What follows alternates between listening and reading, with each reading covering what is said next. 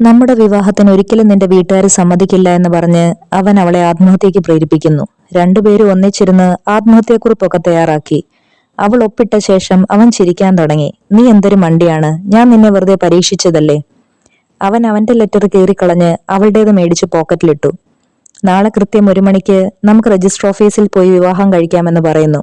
കൃത്യസമയത്ത് അവിടെ എത്തി അവർ കാണുന്നത് ലഞ്ച് ബ്രേക്ക് ആയതാണ്. 1 മണിക്കൂർ നേരം വെറുതെ ചിലവിടാൻ വേണ്ടി അവർ ആ ബിൽഡിങ്ങിന്റെ ഏറ്റവും മുകളിലത്തെ നിലയിലെത്തി.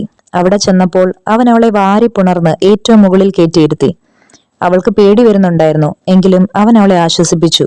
അവളുടെ കാലിൽ കെട്ടിപ്പിടിച്ചുകൊണ്ട് അവൻ അവളോട് ചോദിച്ചു, നീ എന്നോട് ക്ഷമിക്കില്ലേ സീമ? എന്തിനാണെന്ന് ചോദിച്ചതും അവൻ അവളെ പൊക്കിയെടുത്ത് ഒറ്റ ഏറ് കൊടുത്തു. താഴെ വീണതും അവൾ മരിച്ചു.